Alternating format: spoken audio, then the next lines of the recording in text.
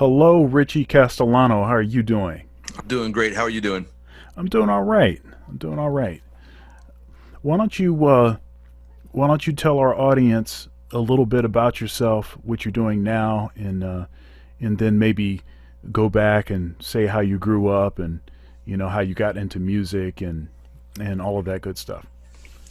Right now, I'm sitting here with my good friend Sean, who is an unbelievable musician, and I'm a little intimidated, uh, not just because of the size of his arms, but also the size of his musical chops. But he can't grab me over the internet, so we're okay. I'm not allowed to grab you now either, right? That's right. 6 feet. Stay 6 feet. Yeah. So right That's now, right. I'm socially distancing myself from everybody. But for any people who are used to doing studio work, social distance is the name of the game. So it's something that engineers are used to, I suppose. Uh, right now, actually, it's a weird time because I was planning on spending this time here in the studio. I'm working on finishing the new Blue Oyster Cult album, which is actually the first studio album they've released in 18 years. The last one was 18 years ago. Wow. Uh, and I've been in the band for 15 years. And I've worked for them for about 20 years. I started working for that band when I was 20 on their crew, but I've been playing with them for 15 years, and I've never been on a studio album. So this is a really, really great time, even with all the crazy stuff that's happening in the world right now. Just to be able to do this, and thankfully we have technology, just like the way you and I are communicating right now. I can communicate with the rest of the guys in the band, and we can get some work done. So I'm very thankful for that. I'm also, I'm always working on stuff. I have a YouTube channel. Just check me out, Richie Castellano on YouTube. I have a lot of interesting things there, and a few silly things. But I'm always doing stuff like that. And I'm also, because if all that wasn't enough, I'm working on a solo project that I guess we'll talk a little bit more about that later. But I'm just juggling a bunch of things right now. But my main focus at the very moment is to finish the Blue Oyster Cult album. And aside from that, I'm also involved in the video production of these Blu-ray releases that we're releasing. We've been re-releasing in some cases, or in other cases the first time we're releasing these things. But we have a bunch of video, like live concerts, that we've actually been mixing and editing down here. Myself and the band's manager, Steve Shank, we cranked out, I think, 4 so far.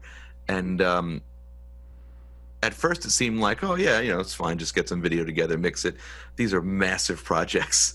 And it's really interesting how much of like the different skill sets you end up using from things, because like every skill you learn, even if it's for a hobby, and even if you think it's silly at the time, you never know when it's going to come in handy.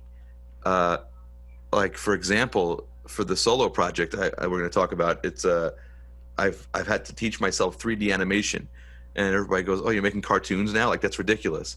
But meanwhile, I've been using that stuff on the DVD menus. So it's Ah, right, all this. right. That's like the story of my life. Like all this crazy stuff that you think is like, this is silly. Why am I doing this? It ends up seeping into your professional life, and it just ends up being another skill that you can use to make music, which is great. So yeah, between doing that, like I've been on the phone with the band's manager like all day, every day, just trying to make sure the record label has all the files they need to release a video. And then I'm on the phone with the guys in the band. We're talking about, okay, what's the next song we're doing? Like, what tracks do we need to get done? What do you have? What do you have? It's a lot. I'm incredibly busy for not being able to leave the house. So I guess that's pretty good. Oh, you want to know about childhood? Yeah.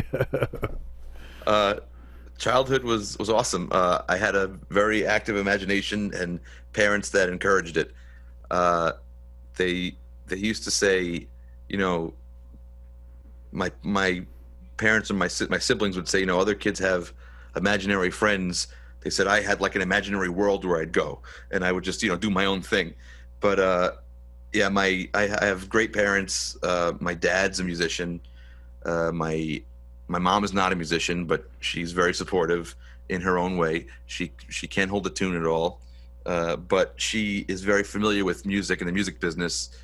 She used to. My mom's a banker now. She's like a vice president of a senior vice president. If I left out senior, she'd be very mad. She's a senior vice president of a bank right now, and but she used to book gigs for my dad's band, and she used to run a music store with my dad. So she is very familiar with the music business and knows, even though she's not a musician, she knows the business very well.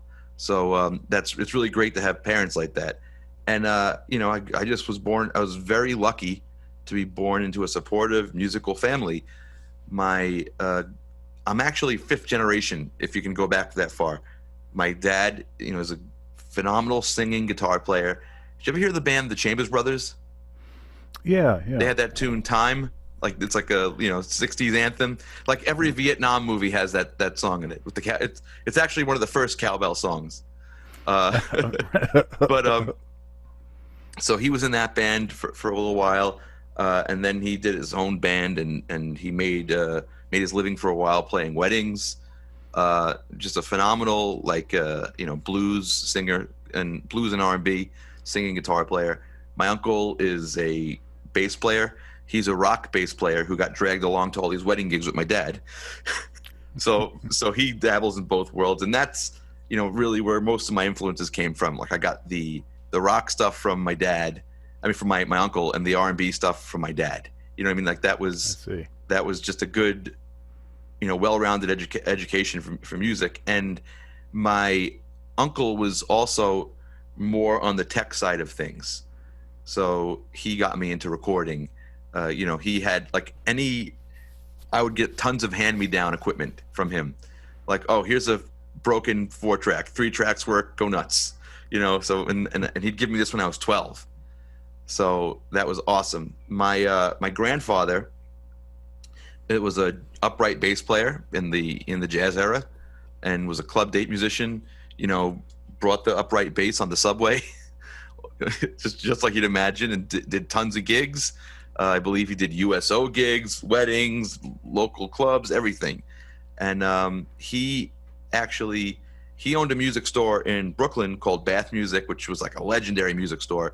And it was not only a music store, but it was a community hub where not only the musicians, but everybody in the neighborhood would hang out. They would camp out in front of this music store, and they would have like plastic patio furniture.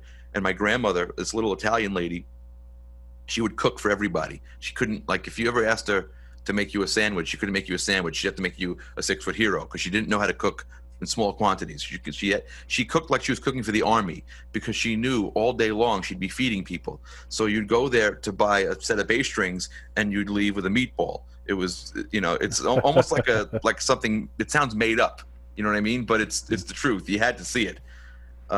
And I never met my great grandfather on my father's side, but I was told that he was a multi-instrumentalist, club date musician. He played bass, violin, French horn, kind of like you, where you can play everything. In fact, I got his baton for. Oh yeah. I don't know how anybody saw this, because it's like dark, but supposedly he would conduct with this. I don't know what he conducted, but I think this is a cool little souvenir I have. And supposedly my great great great grandfather played guitar. His name was Frank. So just growing up with a musical family was really cool. I got to sit in on my dad's band rehearsals and watch how my father conducted himself with other musicians, which is really something that I felt very privileged to learn, because that's something you don't really know about until you're actually in a room with other musicians. Like, how do I behave? Like, how do I run a rehearsal? You know what I mean? Like, because when you're first playing, if you don't have a teacher there and it's just you and your friends in a room, what do we do? Like, who runs the rehearsal? And my dad always ran the rehearsals, and I just got to watch how he did it. And so from a very young age, I'm like, oh, that's what you're supposed to do. That's how you organize things. That's how I'd watch him just say, okay, you sing this part, you sing this part. Okay, let's take this song from the top. Is that too high for you? Okay, let's bring it down a half step. And I would just watch him do all these things, and I just soaked all of it in. And then, the other thing was just hanging out at my grandparents' music store, and just and they spoiled me rotten. Like they let me play with everything, all the gear. I was just like immersed in musical gear and just the band stuff. So it was really cool just to be in that environment all the time. And I wasn't playing until, I liked the idea of music, but I didn't really want to take lessons. I would sing a little bit with my dad, which was fun. But you remember that movie La Bamba, I do. 1987? Yeah. I saw that movie and I got kind of caught up in it. I said, okay, now I'm ready to play guitar. Yeah. And my dad is not a teacher, so he tried to show me a couple things, but he got me a teacher that would come to the house once a week. And I think I was a terrible student. One of the quotes from my grandmother, who was my mother's mother, she said to me, "You'll never be on Star Search if you don't practice more." Remember Star Search? I do. Yeah, so I that was a big blow to me. I really took that to heart. I think actually Dave Chappelle actually made his. I mean, that's when we started to know about Dave Chappelle. Really? I didn't know he was on Star Search. Yeah. Wow. It's And, a very skinny, young-looking Dave Chappelle. Yeah. I mean, my first teacher, I would terrorize this poor guy because he'd be like, "Okay, today we're gonna learn, the notes on the first position E string, like E, F, G." And I'd be like, "All right, that's cool, but I want to play for my friends this weekend. So can you teach me how to do a 1-4-5? Because I have about 4 songs that'll work with that." And he was like, "How do you know this?" I'm like, "Oh, my dad told me that I need to know how to play, A, D, and E, so I can play Twist and Shout, La Bamba, Come On, Let's Go, the blues." And so he had a real challenge with me because I just like you probably have encountered with students where you're trying to teach them a logical route through music, and they're like, no, teach me this because I need to know this right now. So that was me. I was just terrorizing my poor teacher.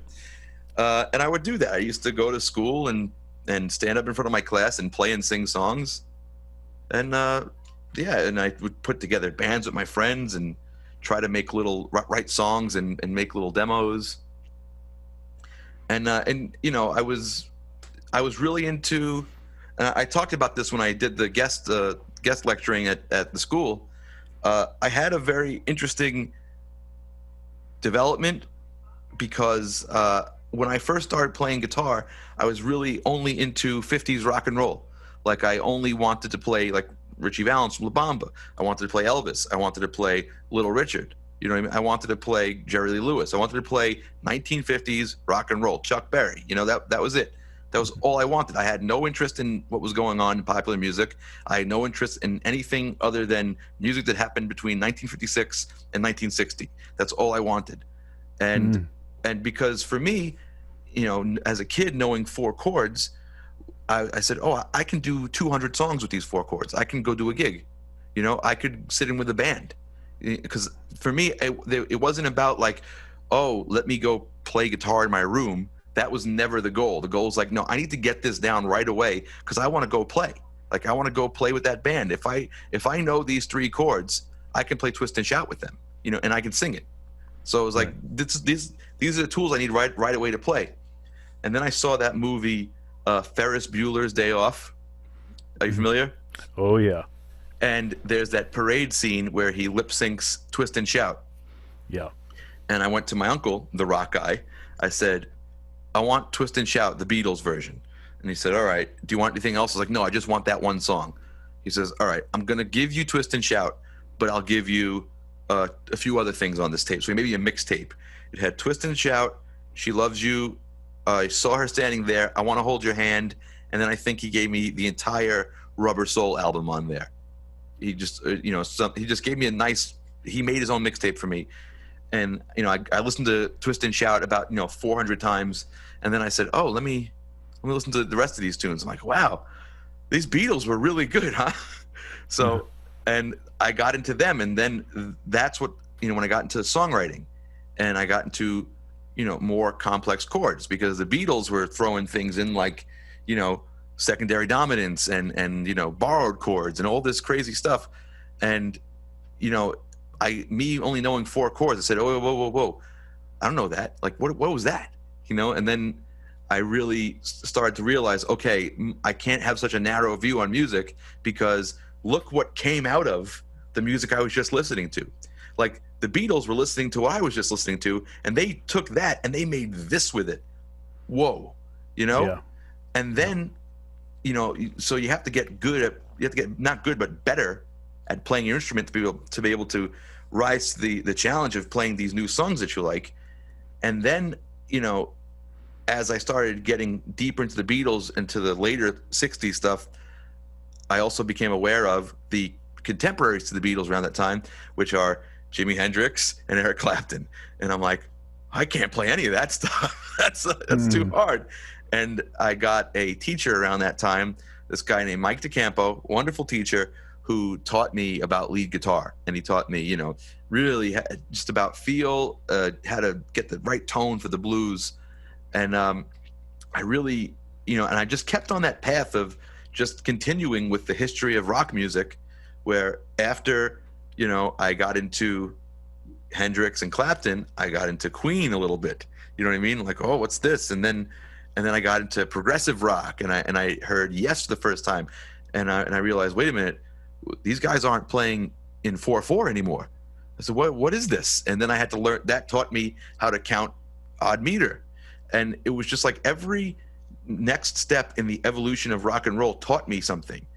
And and then you get to the 80s and you have Van Halen, and you go, what is this guy doing? And then you learned about virtuosity. It's like, oh, so I have to play even faster than I was playing. Like, that wasn't fast enough. You know what I mean? Like, now I have to get the metronome out. Now I have to start to build chops, So, and I was on this journey, and then, but I was doing it way behind, right? And I was just like catching up to all this stuff. Like, I started in the late 80s, learning about the 50s and just devouring it. And then by the time I was in high school, and I realized that after the 80s, rock and roll, technically speaking, from a virtuosic point of view, kind of took a nosedive after the 80s. I said, wait, that's it. What's left? And all my friends at the time were into, Nirvana and whatnot, and all the grunge bands. And that's when I realized, okay, it's not all about virtuosity. You have to, that's not the point. But up until that point, rock and roll was a very good teacher to me. Yes. Yes. So you went to college for music? Yes, I went to Purchase College. When I graduated high school, or when I was about to graduate high school, I knew I wanted to go to college, and my dad wanted me to go for guitar performance. And I told him, I already know how to play guitar. I said, I don't know about digital recording. I don't know about arranging for other instruments. I don't know about film scoring. I don't know about it. Like, I'd rather learn those things. Like, I told him, like, I'm already doing gigs.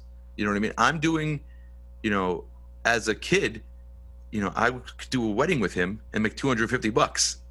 I could play bass on the wedding. That's my first like real gigs were playing weddings, filling in for my uncle. I would borrow his bass. I charted out all of his parts.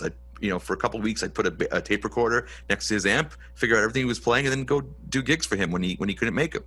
So I was like, what for? I'm already doing it. But the compromise we came to is he said that he goes, if you go to college to do recording and arranging and producing all these things, he goes, I just don't want you to stop playing guitar. He goes, I'm worried that you're going to do that. So the compromise we came to is I said, okay, I'll also audition for the jazz departments, when I go to do these auditions, I'll do both. And he's like, okay. So the school I ended up going to, now a lot of the schools like don't really have like a cross pollination with if that's the right word, with the jazz department and the recording department. It's like, no, they're the jazz students and then they're the production students. That's it. And never the two shall meet unless a production student has to record a jazz recital or a jazz group is going to be the guinea pigs for a production class. That was really it. Right. And I ended up going to Purchase because it was kind of like the Wild West over there. Like when I went to go look at other schools, you would see they had the nice studio, right? And they would show you the nice one. They'd have a 48 track console, and they'd have screens everywhere, and it looked amazing, but there'd be nobody in them. You know what I mean? It was just like to show you. When I went to Purchase, they had the most beat equipment. They had every room had like a Mackie 16 channel, ADATs, everything looked broken, but in every single room there was a student working, and there were multiple rooms, and that was the difference. And when we went to the open house at Purchase, when we would walk in on these sessions, we were actually bothering the students. Like they were annoyed that we were crashing their sessions. And I said, okay, so I'm sure all these schools I'm looking at are great, but at Purchase, everybody's working. Everybody is doing it. They're not it's not for show. It's not let's sit in a classroom for 2 years and talk about production theory, and then you get to touch the nice 48 channel console. It's like, no, they throw you into the fire day one. And it was very much like that. And also Purchase, they had they really were pretty lax about me taking jazz classes. So I got accepted to the jazz department, and I got accepted to the production department. And I said, okay, I would like to be a production major, but I agreeing with my dad that it's important that I play. Would you let me take jazz classes? And they said, yeah, sure.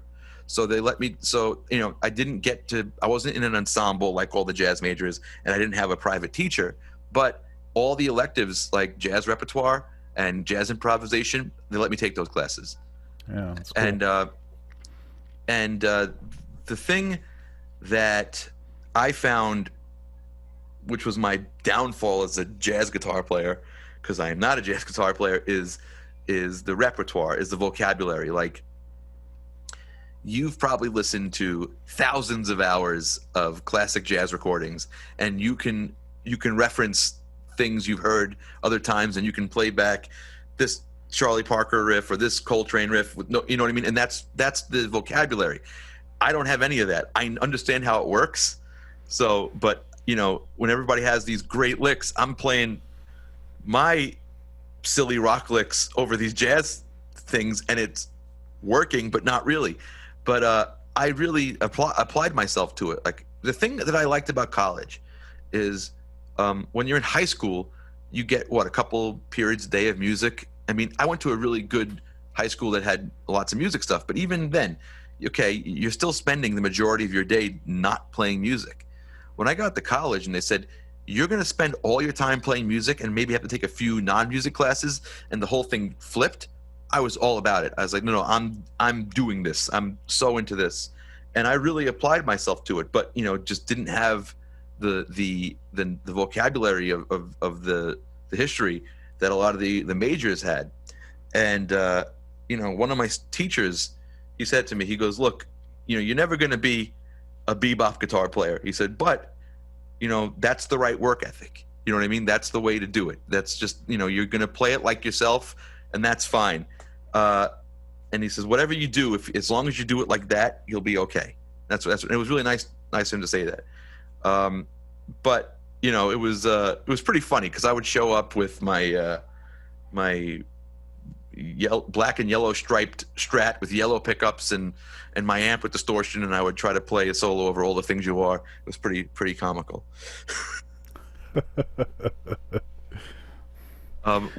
Yeah, and it was cool because the jazz guys and the production guys hung out a lot, and a lot of the jazz guys ended up switching sides, just became production guys, and a lot of the production guys could play. So it was a really good back and forth, and I got my butt kicked a few times.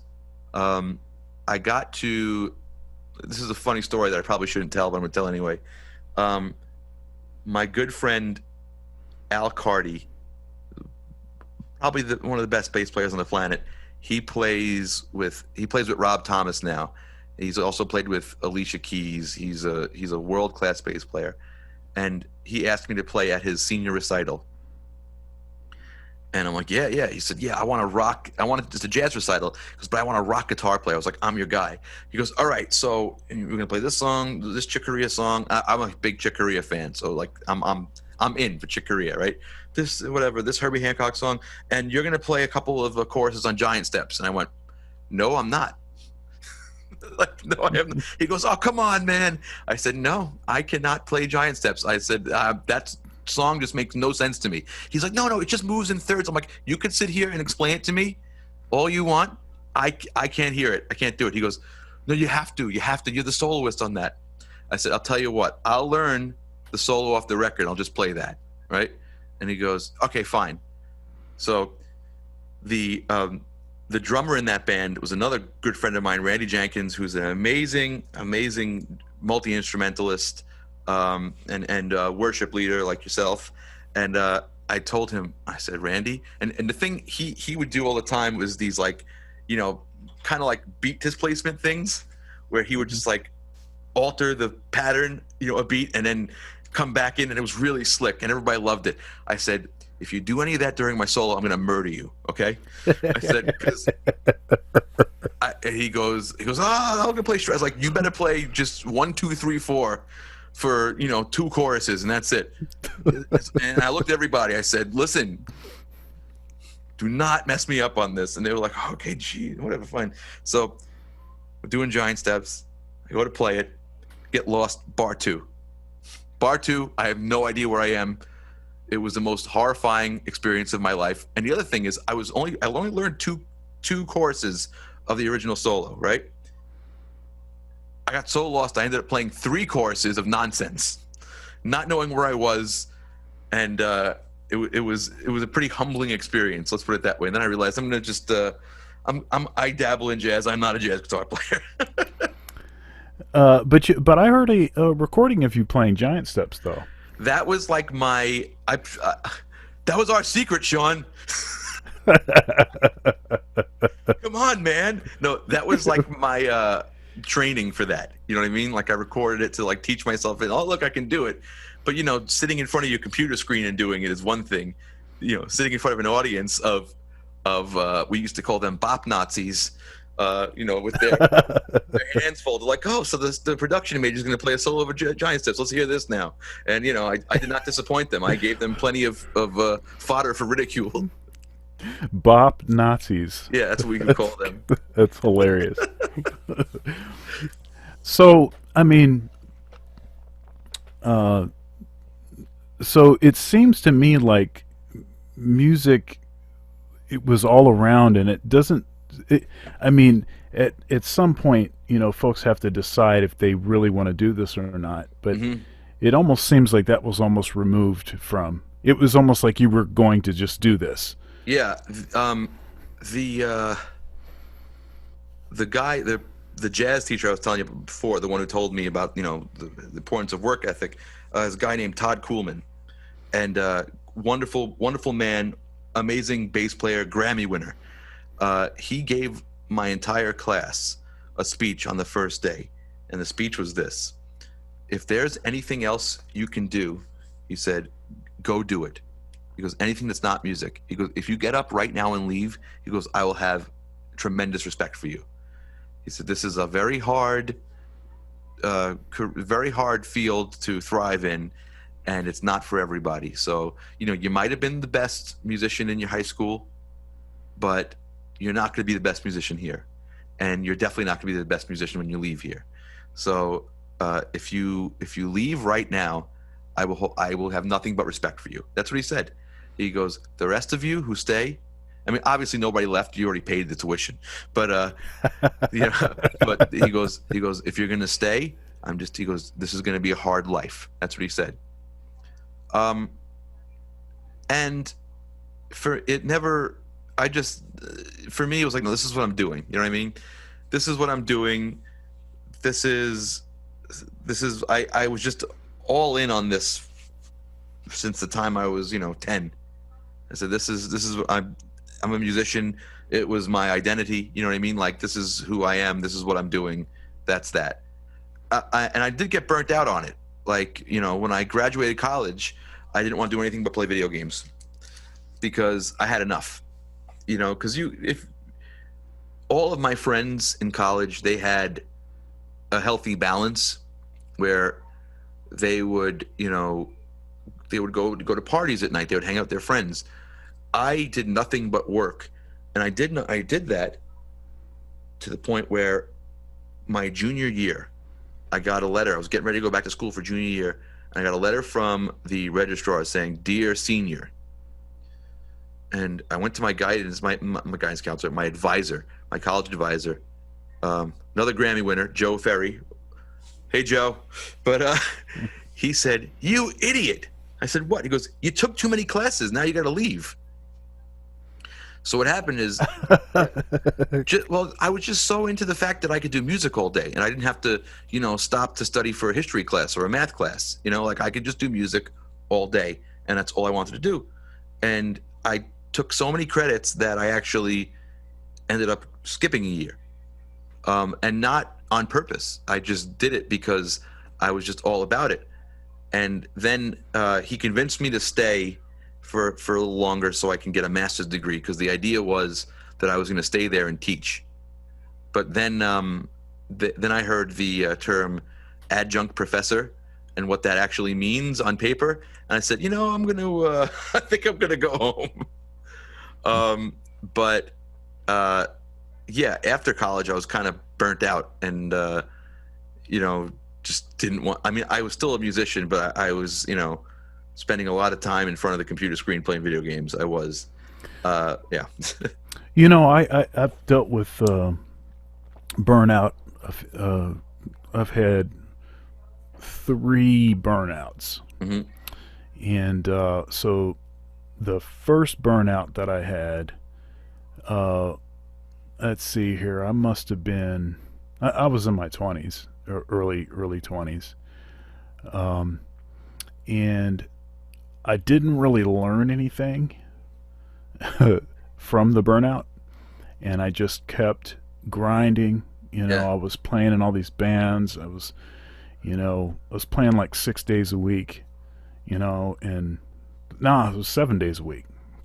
It was crazy, crazy schedule, out late, several nights a week, up early, driving long distances to go to gigs, and it was just like really, it was just really too much, because I got to a point where I was not really, I was being called by everybody to do stuff, which is a good thing. That means, you're doing something right if people are calling you, but it also meant that I wasn't doing as much of my own music, which was kind of stifling, and was taking its toll, and along with some other things that were going on. But so the first burnout I didn't really learn anything from. So the second one was really bad. And when I say, and I didn't, it was really scary, because all I ever wanted to do was music. Hmm.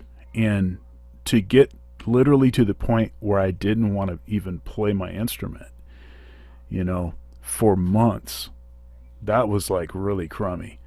But then I kind of figured out what was going on, and I made some adjustments, but I didn't make enough adjustments, so I burned out again. But when I burned out that time, it was pretty mild.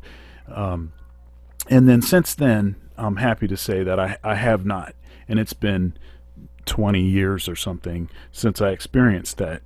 But If you yeah, do, that like grinding, yeah, burning the candle on both ends, and not giving yourself time to recover, or to balance with other regular stuff that people are doing. right, or socialize. Yeah, yeah. Like I was very, again, lucky. I had some really nice friends in college, and they knew I was the kid that would sit in the dorm room just practicing or recording or editing something on Pro Tools. And, they actually went up to my dorm room and took me and removed me from it.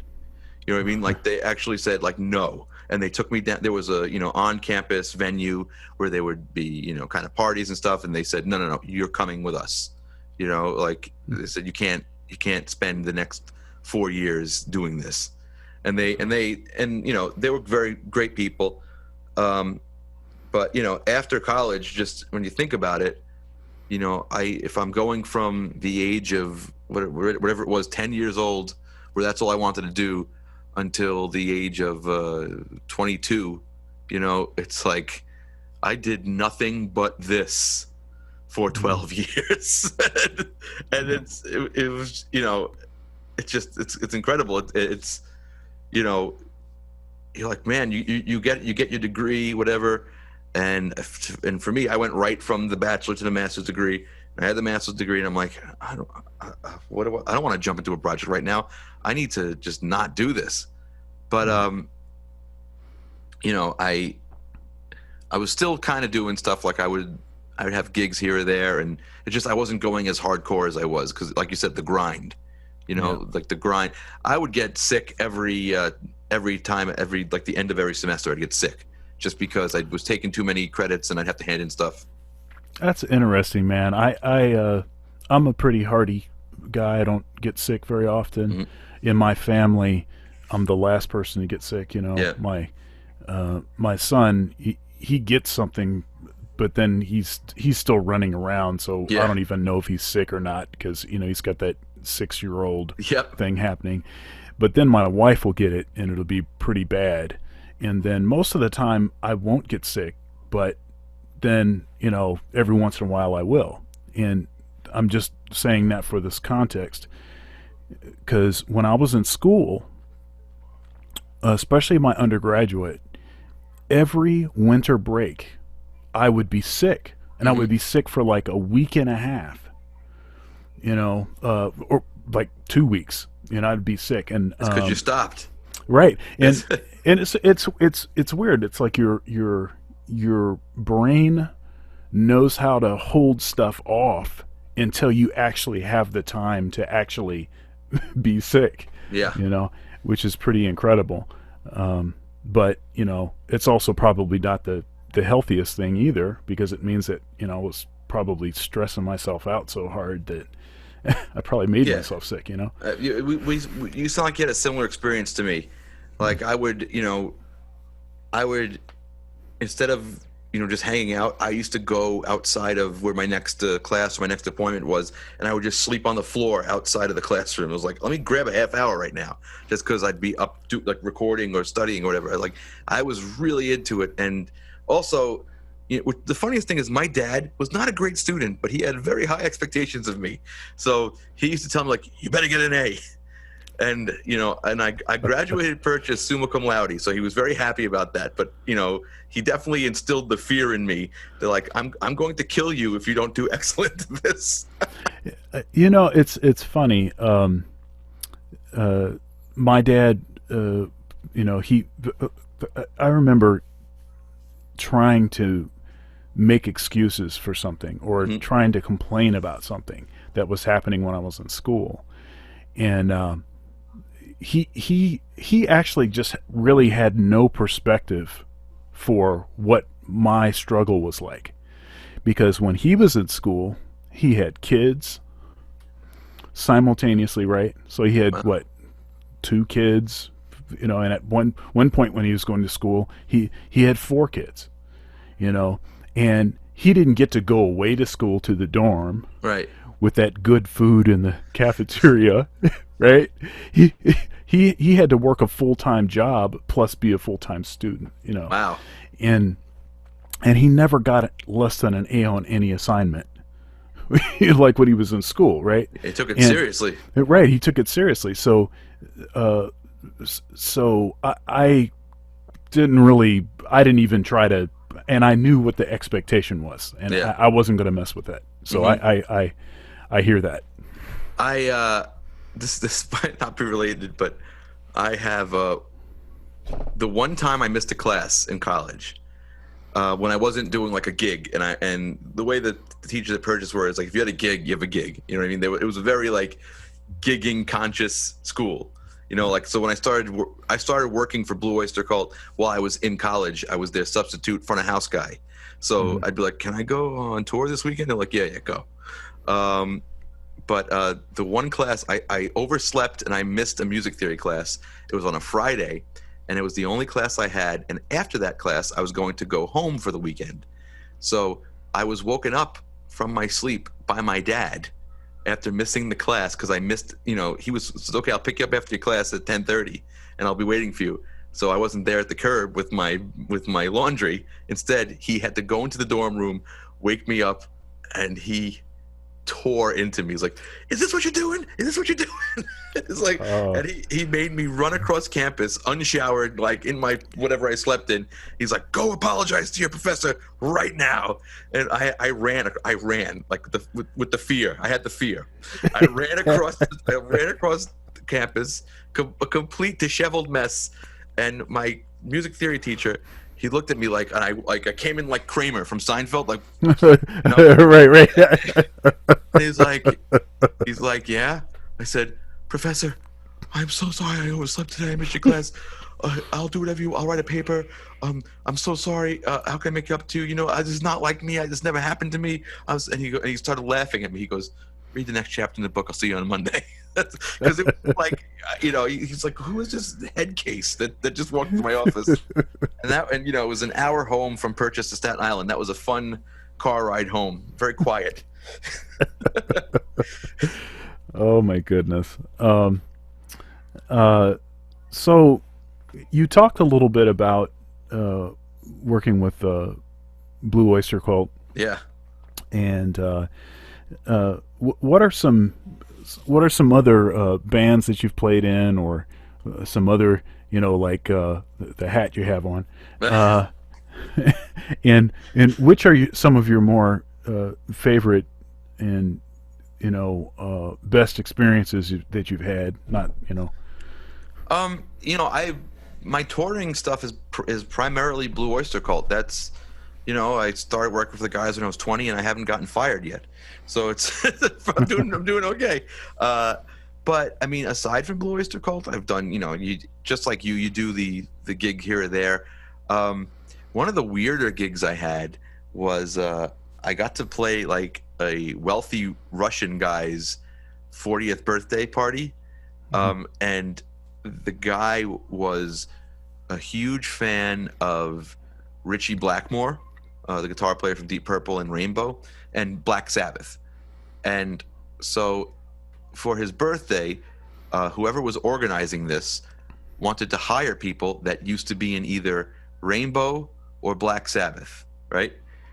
So they reached out to my friend, Bobby Rondinelli, who was the drummer in Black Sabbath and Rainbow, right?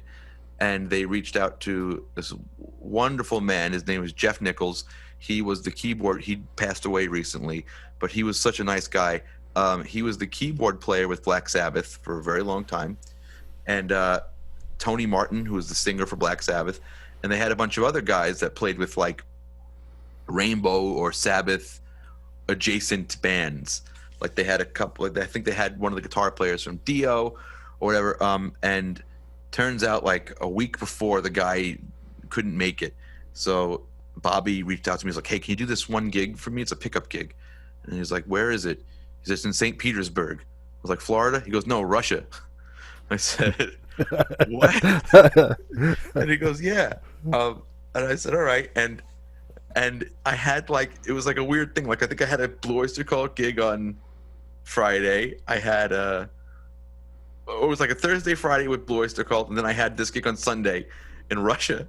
And the guys in the band were like, "How are you going to do that?" I'm like, "Are you kidding? It takes us 12 hours to get to Kansas. I can do this," So, yeah, I had to go get like a fast-tracked, like temporary visa to go to Russia. And I spent less than 24 hours in Russia. And we played a half-hour set. And it was the wildest party. The guy liked the movie 300. Did you ever see that movie? Oh yeah. Yeah. So he had like all these men and women like dressed like they're in the movie, doing like suggestive dance moves all around this, and everybody's dressed like it was all rich people. You know what I mean? Everybody's dressed to the nines, and they have like a Russian band playing, and they all love the Russian band. And then we came up and we started with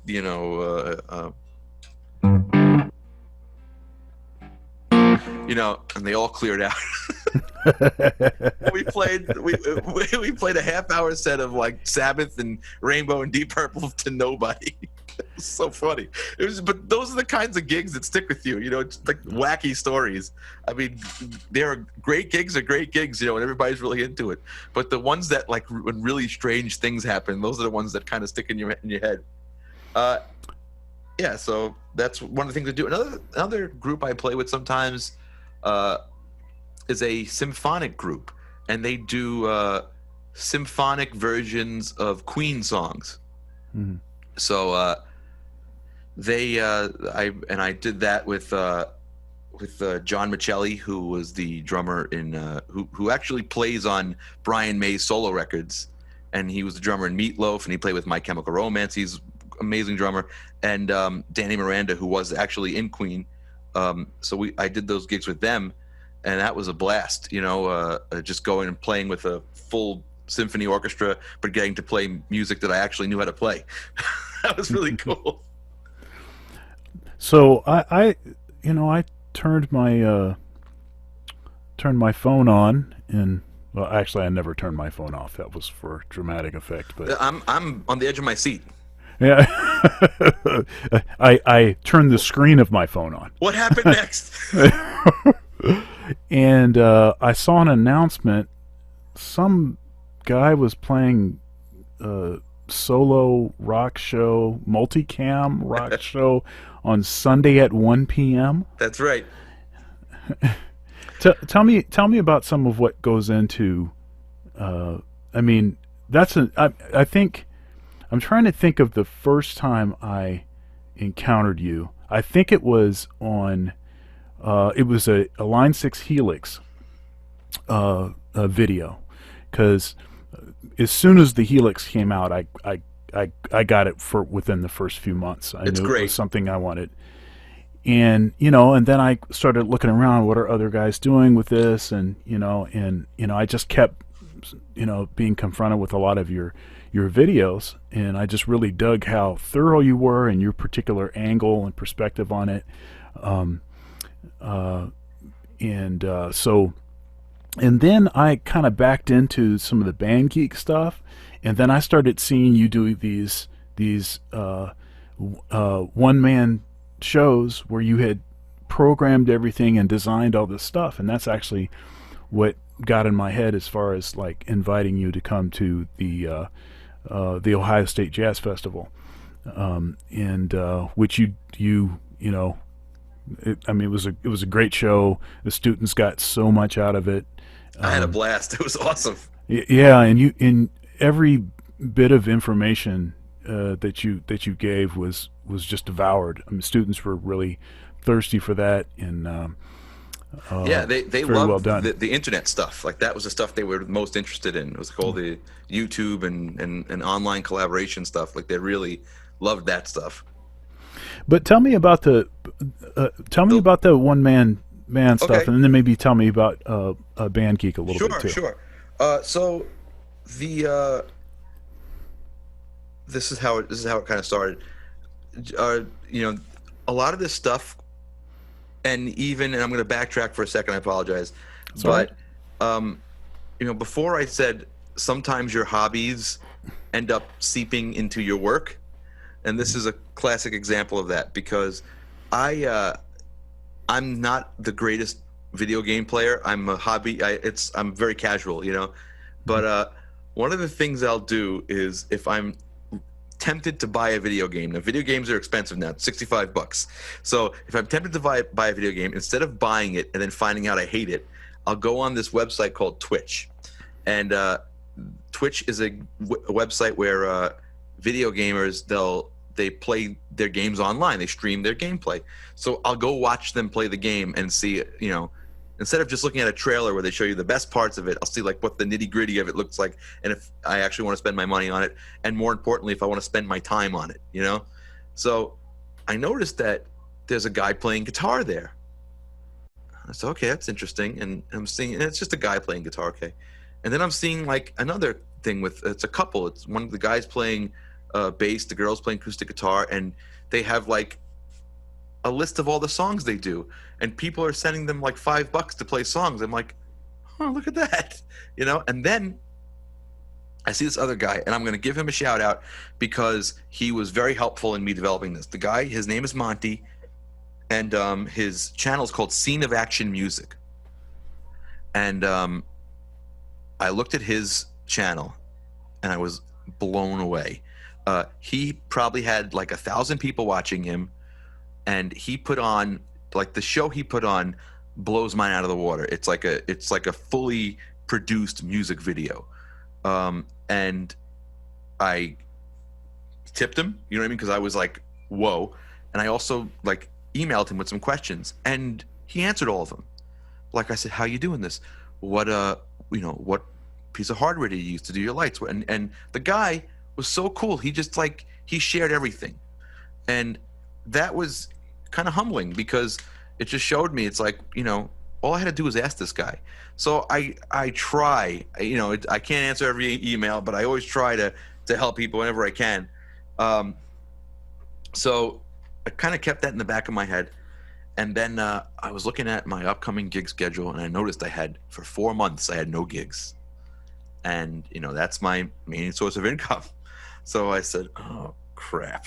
What am I going to do? I said, well, you know what? I'm going to do this. I'm going to prepare for this. So, whatever it was, like 6 months before I saw that hole happen, I started researching this. I started looking into it. And a lot of this technology for streaming comes from gamers, right? And so I watched dozens of video gamer tutorials on how to stream. They have this stuff down. You know what I mean? Like, the musicians, not so much, just because not every musician is like you, where if you look at, you have the machine next to you, you know what I mean? You are surrounded by controllers right now. You know what I mean? You look like you're in the Millennium Falcon. You are very comfortable right now, right? You are very comfortable with technology, right? Are you going to put yourself in the Millennium Falcon?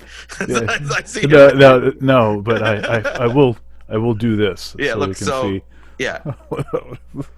I was really hoping that you had like the Millennium Falcon background ready to go, and Chewie was going to show up next to you or something, but that's okay. So Here, I'll start dialing it up right now. You start doing that, and I'll stall. But not everybody's comfortable with that. So for musicians, it's just like, oh, here's my webcam. You know what I mean?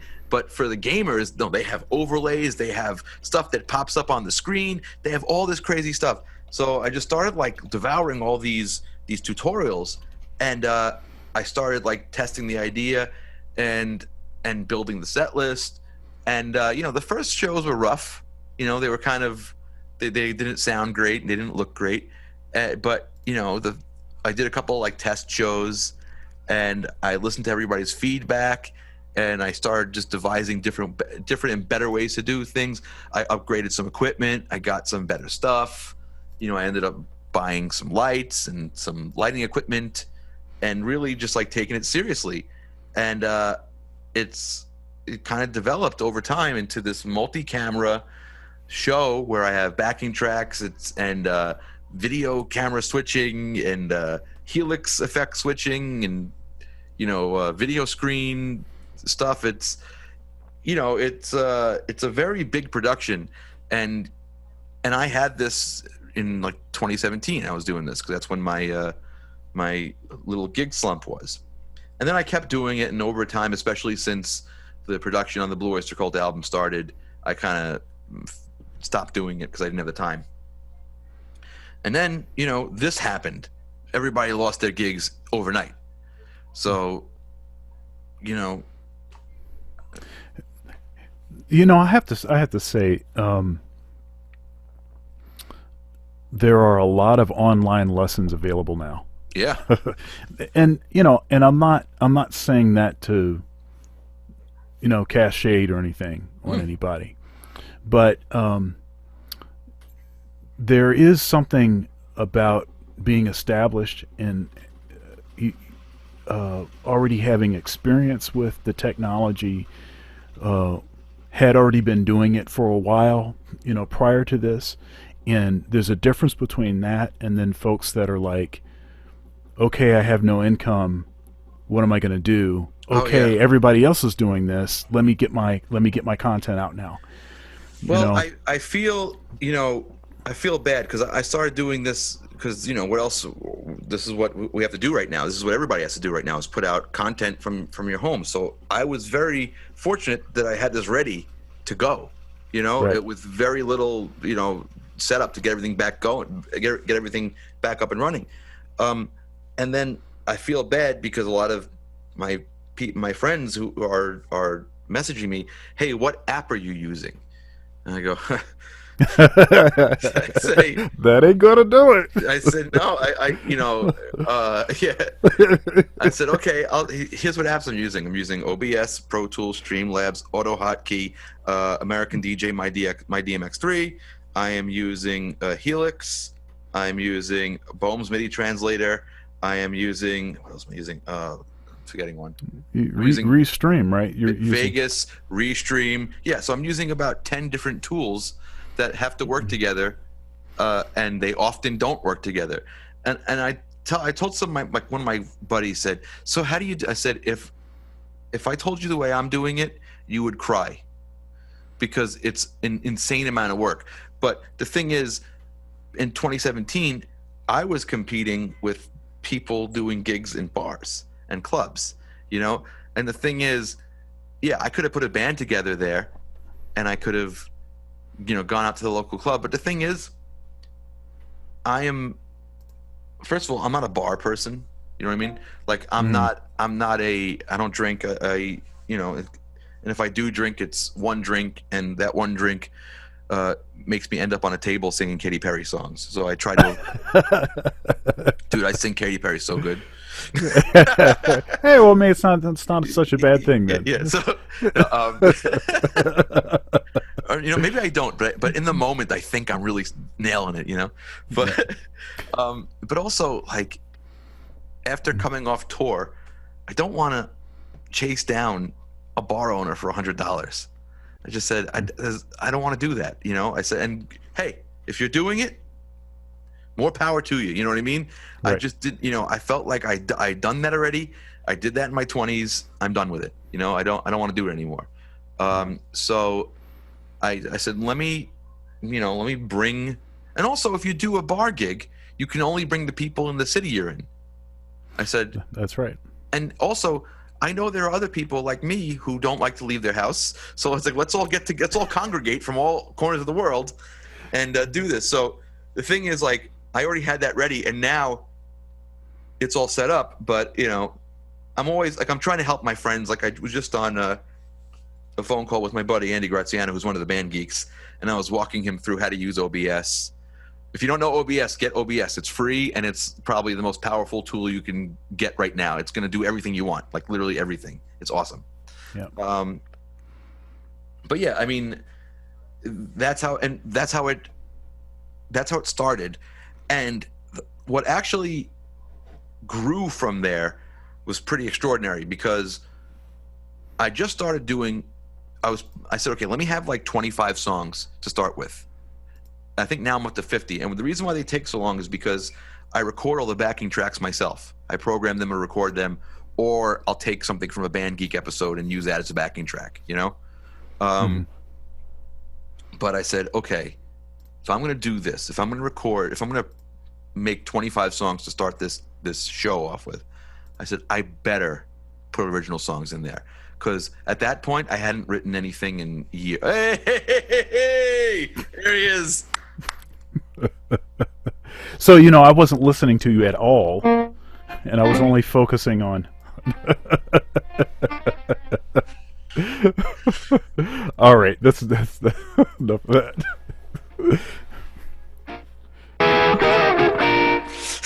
There's your Millennium Falcon.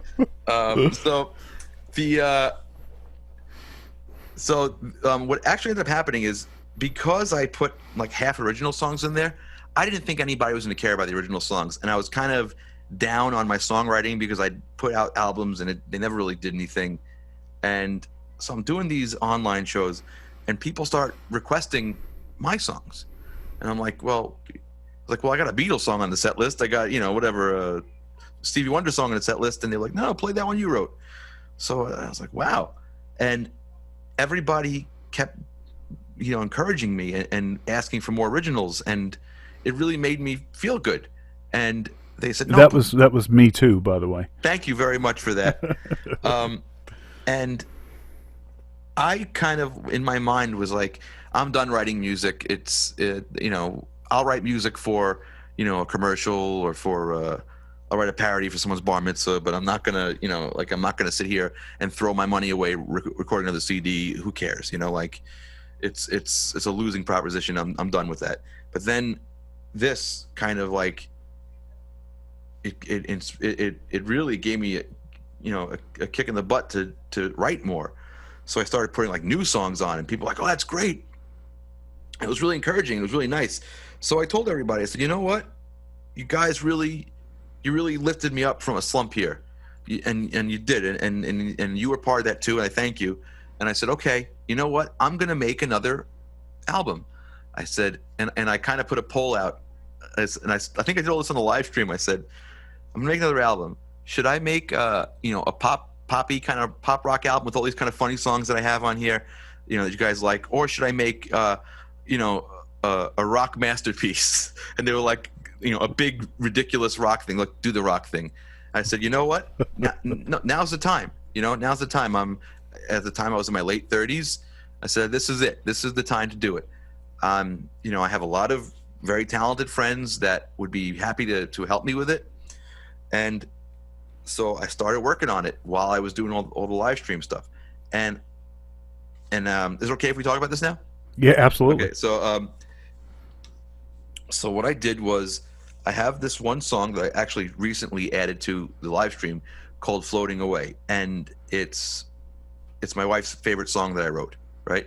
And she told me, you should write a whole album like that. And I said, well, that's one song.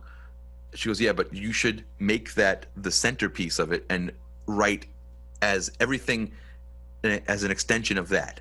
Like, how does the album grow out of that? So I said, okay. So then I'm thinking, all right, so it's a concept album, and the song Floating Away is kind of has like a sci-fi vibe to it.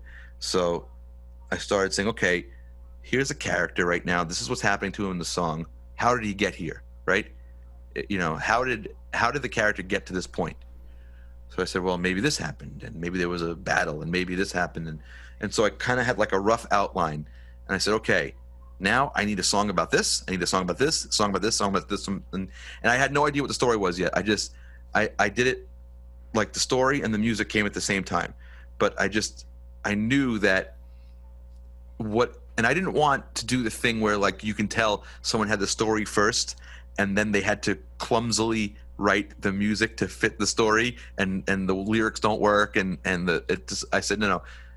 I was very vague about it. I said something like this has to happen, something like this has to happen. And then what happened is the songs informed the story.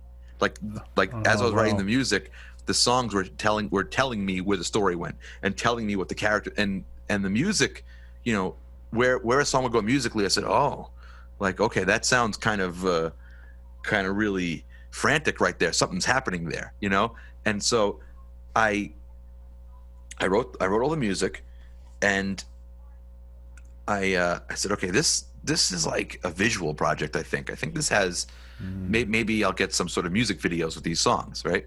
So I talked to a few people who were filmmakers, and I said, what would you envision for a music video for this or whatever? And one of the guys, he said, sounds like you are making a movie, not an album. I said, no, this is an album, but I want to have music videos. He said, I think you wrote a movie. And I said, no. He goes, did you ever write a script before? I said, not real. Yeah, kind of, He goes, do yourself a favor. Go on Google or YouTube, watch a few videos on how to write a script, right? So I said, all right. So I took like 4 months, and I said, okay, well, the songs are part of the script, so it's going to be like a musical, right? And here's the whole thing. And I fleshed the whole thing out. And I said, oh, look, it is a movie. And I had characters and I had all this stuff. And then I had to think about, okay, how am I going to make this now? So I started I started talking to people and asking people their opinions on it, and everybody said like this sounds like animation. The music evokes like an animation feel, like almost like you're watching a Disney movie. It's not like happy Disney, but it's just like it's got sort of it just makes you think of a animated, movie. So I started reaching out to a few friends, very talented artists, very talented, and unfortunately, the project I wanted to do would be incredibly expensive. So I just realized, like, I'm not going to be able to raise millions of dollars to make this. That's also, I don't want to be responsible for a budget of millions of dollars because then if if it flops, then I'm on the hook for all that. So I said, no, no, no, no. And I found this company called Reallusion. And basically it's like, this is the best way. You have musicians watching, right? Yes. It's GarageBand for animators. Oh, okay. So yeah. if you don't know what you're doing Oh, yeah. Yeah. and you have an idea, you could still tell a story, Yeah. And I just, immersed myself again in the YouTube tutorial thing. And you said something before that was interesting. You said there's a lot of lessons out there, a lot of tutorials and whatnot. How many times do people contact you and say, "Hey, how do you do this?" And you go, "Really?"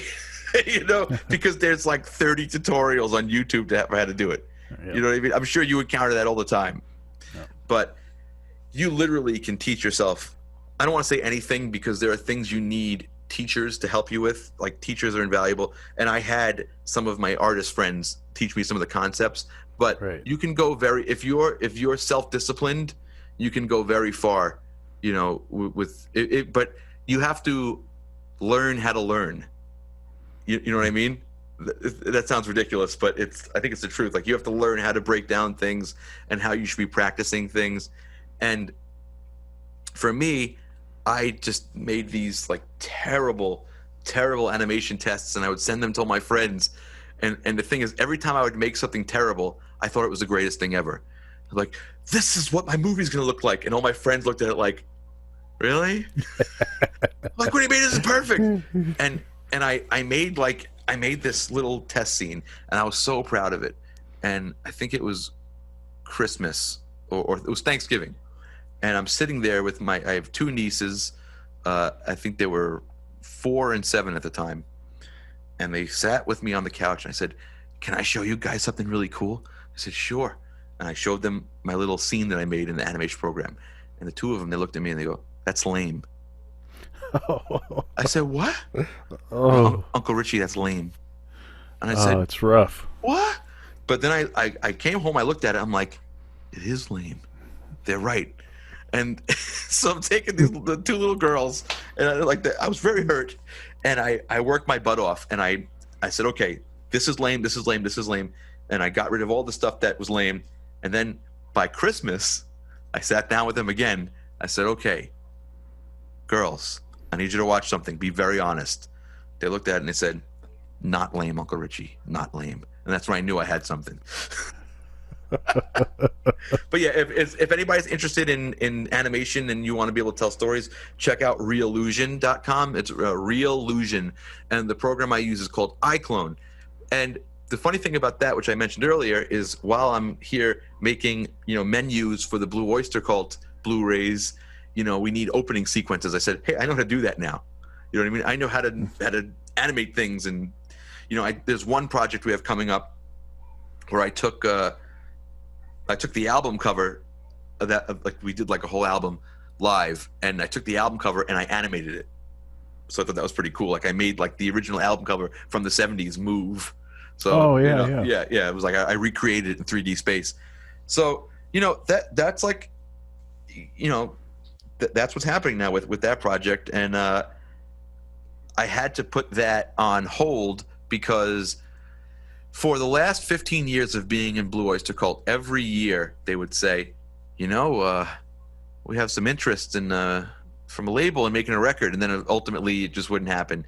And like every year or so, I'd And what happened is I'd get really excited. They'd say, company expressed interest, and I would go home and write like 5 songs. Hey, how about these? I was just like the eager beaver, and it just didn't happen. So I really wasn't expecting it to happen at all, ever. And so I started doing this ridiculous project, and I started learning animation and writing a script. And it's about half recorded. I got some of the drummers I mentioned before. I got Bobby Rondinelli, who was in Blue Oyster Cult, but was also in Black Sabbath and Rainbow. He's playing drums. I got John Michelli, the guy I mentioned before from Meatloaf. He's playing drums. Blue Oyster Cult's drummer Jules Rodino is playing drums. My buddy Andy Ascalise, the band geek, he's playing drums. I got all these amazing people playing on this, and I'm like full steam ahead at this on this project. And then the guys tell me, "Oh, we got a record deal. We have to make an album like immediately." So I had to really. I was making such great progress with my solo thing, but I said, no, this is what I've been waiting for 15 years. This is actually happening. So I just said, okay, no, let's put this down. So I had to like come to a dead stop on my thing. And now I'm just doing Blue Oyster Cult like every day, all day. And it's awesome because, these guys, Buck, Eric, and Danny, and Jules, and Steve, like this is my family now, So, and the fact that we're getting to do this, the opportunity to do this, is awesome, and I'm really enjoying it. And I'm not only enjoying it when it's easy, I'm enjoying it when it's challenging, because some of this stuff is a puzzle. It's a puzzle to make all this stuff work. Making a record is not easy, even with all the tools. You still have to have music. You can have Pro Tools Ultimate and Apogee this and Universal Audio that. You can have everything, and Neumann this and that. It doesn't matter. Like you got to have music first. So it's a real interesting process. And even when it's frustrating, I love it. I love the fact that I'm getting to do this and I'm getting to do my part in it. It's awesome, and I can't wait till it's done because I can't wait to show people. Talk a little bit about Band Geek. Thank you. So I was working a job. I had a sort of a straight job for a while. And I noticed that, in doing the 9 to 6 thing, it was kind of crushing me because I wasn't being creative anymore. I stopped being creative altogether because there just wasn't enough time, and I was still doing Blue Oyster Cult gigs on the weekends. So it was just, this is, how you said you had multiple burnout points in your life? Mm-hmm. This was a burnout point for me, definitely. Yeah. And I was just irritable. I was unhappy, and I said, okay, I could burn out and just be part of the grind, or I can fight it. And I chose to fight it. I'm going to start a podcast. And what happened is, on my way to work every day to my office job, I would listen to podcasts. And, as a person who's technically inclined, but also a ham, of course, I thought, like, I can do this, So I contacted a friend of mine, this guy, Rob Sprance, who at the time was running a comedy network called Riotcast. And I said, I know it's not really your thing. You just do comedy, but I want to do a podcast. And he's like, okay, what's it going to be about? I was like, I want it to be me and my friends talking about comic books and movies. And he was like, oh, dude. Because the thing is, every nerd thinks that that's going to be their podcast and it's going to be the greatest thing. The bottom line is, nobody really wants to hear you and your friends talk about comic books and movies. Only you think that's interesting. And unless you're like, Kevin Smith, nobody really cares about what you think about comic books and movies. But he was like, no, man, you got to do about music. I said, I hate music. I don't want to talk about music. I hate music. And he's like, no. So I said, okay, it's going to be called Band Geek. So we're going to talk about comedy and comic books and music and movies, but we'll also do music stuff. He was like, okay, fine. So he goes, you can put it on my network. Great. So he's my mentor, and he's like, you guys should play songs. I'm like, I don't want to play songs. I just want to like talk, He goes, no, you got to play songs. So he really talked me into doing songs. And the problem is, I can't just do a song. Like I'm too much of a control freak. Like I have to.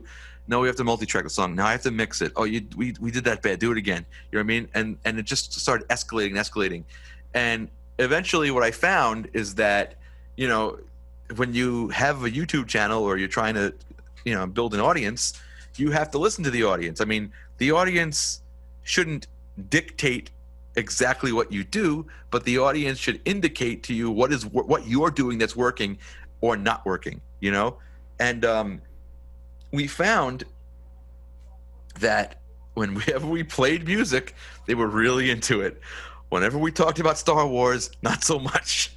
So we like over time, like this podcast of just was supposed to be me and my nerd friends just talk about, you know, video games. Like it kind of pivoted to me inviting over my musician friends and us recording songs. And then the what we found out is that the podcast audio only medium was kind of not great for us, and that the video medium was more important.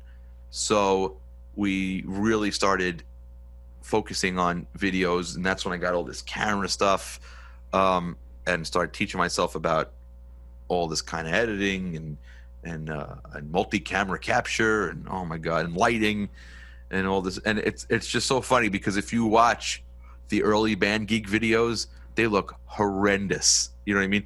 And they don't sound great either. It's just because we were literally like picking up instruments in the middle of the podcast and just recording and having someone pick up a cell phone camera. You know, that was it. Mm-hmm. And then when we realized, no, people really like this, I started putting a little bit more thought into it and a little more pre-planning. And the thing about it is, you know, I have a very good relationship with Andy Ascalise, who's another multi-instrumentalist. We've been playing together since we're kids. We have like telepathic communication. I'm sure you have some musicians that you could think of that you can do a gig with and not have to say anything. You know what I mean? You can you can just look at each other and know what's going on, you know? And it's like me and Andy have that. And then we recruited our other friend whose name is Andy Graziano, and the three of us have that. And the other thing is Anne-Marie is such an amazing musician that she got right in there on that. You know what I mean? Like her ears are probably better than all of ours. You know, she's a better singer and she's an amazing musician, but she really like see the three of us, someone who I'm not going to name right now, tried to be in a band with us, and he called us the nucleus and say how we're this like closed system that you can't really get into because, you know, we have this like weird set of communication. But she just got right into it. Like she tuned right into what we were doing, and we kind of became this like weird internet house band.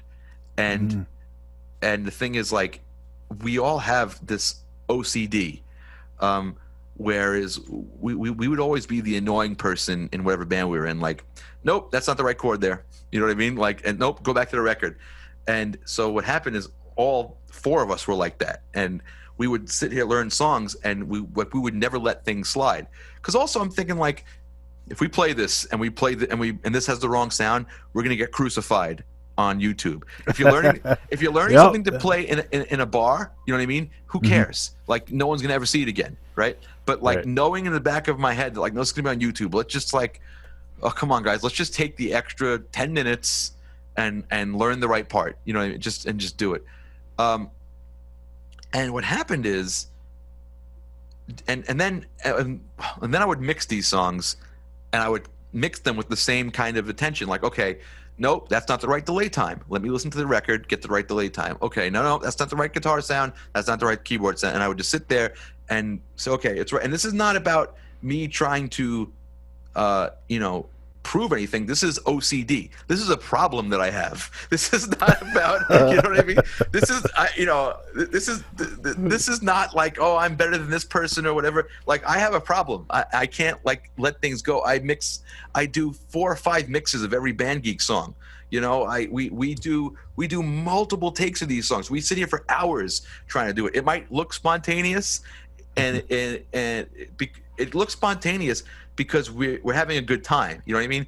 Because we're busting chops the whole time.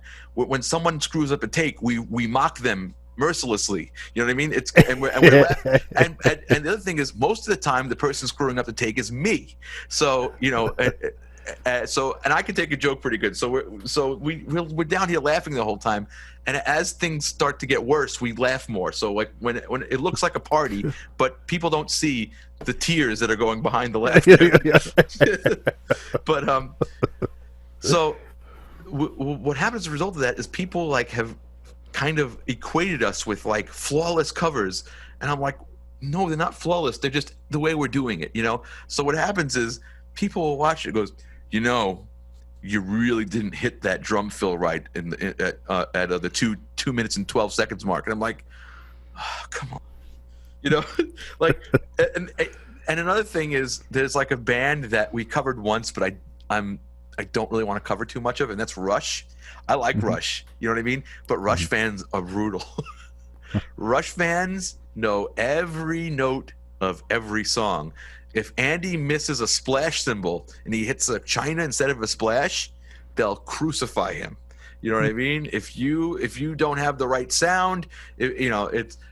But I'm flattered too that people started to, equate us with like, oh, flawless covers, just like the record. Like, thank you, but it's a lot of pressure too, because when we're doing stuff like now, I have to listen to it. Like, are we can we do this good enough? Can we do this to the level that people have come to expect, or are we just going to open ourselves up to ridicule? Not that it's that big of a deal. Like, there are some things we'll do. Like, okay, I can't help making jokes sometimes. I have a warped sense of humor that I inherited from my grandfather, the bass player, and I just can't help it sometimes. So, unfortunately for me, I wasn't born with 6'2", very skinny and amazing long hair. I just don't have it. So for me to just go on these videos and pretend to be a rock god just doesn't work for me. You know what I mean? Like, I'm a guy that's hanging out with his friends and we have a good time, we laugh, we goof off. So, one thing that really stuck from the podcast, and I'm glad it stuck, was the humor, because we always tried to make the show funny. Like, we always tried to have a good time and make each other laugh. And that spirit stayed in everything we do. No matter what we do, no matter how challenging the thing we're doing is, like, we have to make each other laugh. And that's been a rule. And some of our videos, I think, really illustrate that. And I think the most recent one that does that is we did a cover of "Hold On" by Wilson Phillips. Did you see that one? I don't know that I saw that. You would know if you saw it, and I'm not going to spoil it because. Okay, all right. So you got to watch that. Or we did a video of "Never Gonna Let You Go," Sergio Mendes, and we put a modulation counter on it because that song is ridiculous. You know what I mean? I love that song, but like, that's what we do. Or the Bee Gees stuff we'll do, or anything. Like, we always try to have some fun in it. And the funny thing is, like, when you're a gigging musician like you know that most of the time when you're on the bandstand, you are cracking jokes. You know what I mean? That's what we do. When you're eating you're eating your dinner between sets, or you're on stage, it's like there's a whole comedy routine going on that you're not aware of as an audience member. And it's all these like inside subliminal jokes. It could be a lick someone's playing. There was a wedding I did, just as an example real quick. And I was on bass, and they were doing that Bruce Springsteen song, "Jersey Girl," right? And I'm playing bass, and I couldn't remember the bass line, so I'm going, right? And everybody's looking at me like, and then finally someone comes up to me and says, "It's ba ba ba ba ba ba ba ba." I'm like, oh, and this is just in time for the very end of the song, right? I played that bass line on every song for the rest of the gig. Every key, on every chord.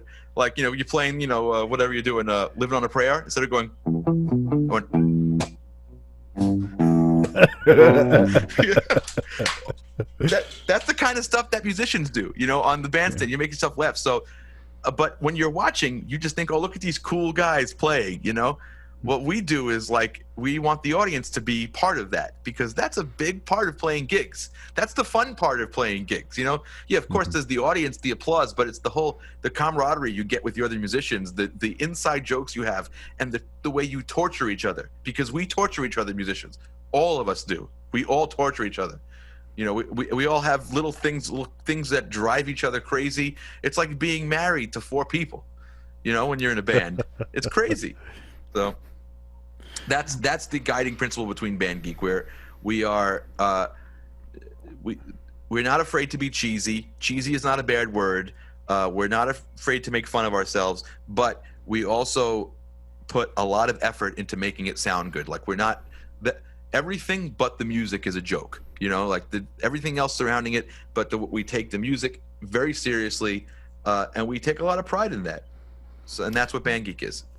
It was your attention to detail and how thoroughly you covered songs that that was what solidified in my mind. Oh yeah, I got to bring this guy, because of what we're trying to do with the show band at Ohio State, which is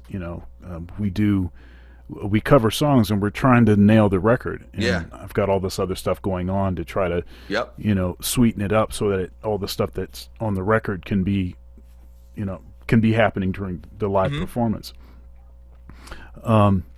So Richie, tell us about the future. What goals do you have? And you said one of the unfinished projects that you'll be working on. You could punch that if you want to, and maybe even some things that you're trying to grow in that aren't necessarily musical. That's a good question. The biggest thing right now that's my main focus is the Blue Oyster Cult album, which hopefully, who knows what's going on with what's happening in the world right now, but hopefully you'll be able to hear it by the end of the year.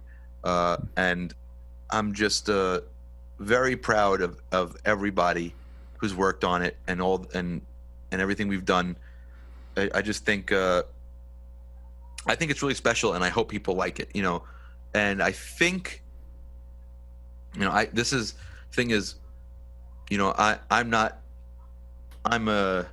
low man on the totem pole in Blue Oyster Cult, so I can't talk about too much. But I think there's enough on there that no matter what kind of a fan you are of the band, I think you'll be able to find something you can get into. You know what I mean? I think we got a lot of bases covered. That's the way I'm looking at it. Like, and I really can't say any more than that. But I'm very proud of what we've done, and it's been really interesting working like this, because I've never worked on an original project like this. Like, usually you think of something, you go to your whatever tools you use, whether it be your instrument or your computer, and you make it happen, and you sculpt it until it's what was in your head. Now it's not really like that. Now it's like, no, you have to give some of that up. You know what I mean? You are not the final say. You're not the arbiter of what this looks like. You know what I mean? And that's an interesting experience, because even in bands I've been in, like, I've had a very dominant dominant way of forcing my opinions. I can't do that here. This is not really. I'm the low man of the totem pole. So but it's interesting to see how the pros do it. You know what I mean? Like, these guys have hit songs. They know what they're doing. So it's very interesting and then to be able to remove yourself from it and say, oh, that is better. You know what I mean? Like, because you can't see the forest from the trees. So the Blue Oyster Cult album, I'm very, very excited about. As soon as I'm done with that, I'm planning on making my entire life this movie, and I'm putting everything I have into it. I'm putting everything I know how to do. I just don't think I've ever seen anything like it. You know, I've made albums before, and all the albums I've made have been like, oh, it's kind of like this, oh, it's kind of like that, it's like this band, and it's a CD, it's something everybody's seen. But the thing I did now, and look, I know there have been musicals, and I know that rock bands have done, you know, long form things, and this is not any of that. This is something totally different, and I don't, and it, just for the amount of work that's even gone into it thus far, I'm really eager to get back to work on it. And I don't know how long it's going to take me.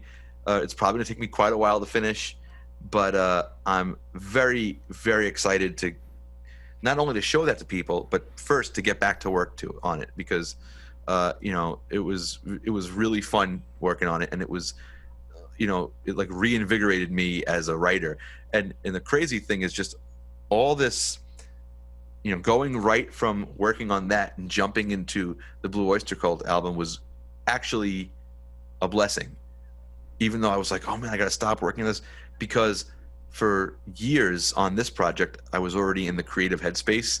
And you know what that's like. You know, they say, you know, a songwriter should write songs every day, just like you practice every day. You know what I mean? A songwriter has to write every day. And the fact that I just came from working on something like this and jumping into a new project, it was like I'm already loose, like I'm good to go, and it was very helpful. Other than that, I'm looking forward to getting back into the YouTube thing. Again, I'm not saying it like it's a crutch, but our focus is to finish this Blue Oyster Cult album. We're working very hard every day on it. I'm on the phone every day with all the guys in the band trying to get this done. But yeah, I want to get back to YouTube. I have some fun YouTube ideas. Recently, I brought my dad on a little more to the YouTube channel, and everybody seems to like him more than me, which is understandable. My father is very funny and a very charismatic guy. So, yeah, as my father said to me, a quote from him, I have single-handedly saved your YouTube channel. So thank you, Dad, for that. But, I remember that video that you did with it was the HX Stomp. mm-hmm. I think it was the HX Stomp. Oh, the HX Effects with my dad. Oh, it was the effects. Okay. Yeah. Yeah. And that was a yes. He's really funny. That was great. And also, he doesn't have the thing where this is my in private voice and how I behave in private, and this is my public thing. There's no filter there. There's no difference between his, you know, on in front of the camera persona and you just talking to him. He's the same guy. So it's very refreshing to people to see that. I mean, look, I try to watch what I'm saying when I'm doing a video. You know what I mean? I try to behave, but my father just really doesn't care. He says whatever comes into his head, and you know, he's like, yeah, you can edit that out. I was like, oh, okay. Well, he's earned that, right? He has. I think once you hit 70, you don't have to worry about what you say anymore. I think that's the rule, right? Yep. Is there anything else that you want to mention? Check out Band Geek on YouTube. Please check out my live streams. I'm going to be doing them hopefully every Sunday, 1 p.m. Eastern time, hopefully until this crazy stuff is over. And look out for the new Blue Oyster Cult album. We check out the new Blue Oyster Cult Blu-ray releases. The latest one was the Agents of Fortune live 40th anniversary show, which I mixed in surround sound, and it was really fun, and it sounds really cool. And stay tuned to my social media for all the new stuff. We will be doing more Band Geek stuff. And Sean, my homework to you is to check out the Hold On video, and then you can call me right after and tell me what you thought. I definitely will. Thanks so much, Richie, for your time and for your energy. I think I was laughing for most of the interview. So. Oh, one more thing I almost forgot. Check out Federa Guitars. I got to give them a plug. This is my custom Federa Imperial. I know you wanted to see this last time when I came to visit you, but it wasn't. Oh, yeah. But they make great stuff, and I want to thank Federa Guitars for this, and obviously Line 6. That's what you're hearing it through, and Audio Technica, and all these cool companies. Let me tell you, that guitar. I mean, you're a great guitar player, and guitar is the latest instrument that I've added, and so I probably practice guitar more than anything. And just the way you play is you. I mean, you're the guy. But I'll tell you, when you switch to that guitar, there's some magic in that guitar. They really did a great job here, and I never had a guitar like custom made for me. So this basically, it just feels like everything feels right where it's supposed to be. The thing screams, man. You know what that's like with an instrument where it's just like, oh no, there's no fighting it. It does what it needs to do. So that's one thing. And it's beautiful. Oh yeah. Yep. Yep. So I just wanted to say that this is a new thing. Check it out. So yeah, that's it. All right, man. You have a good one. You stay safe and healthy, man. You too. Thank you. All right, have a good one.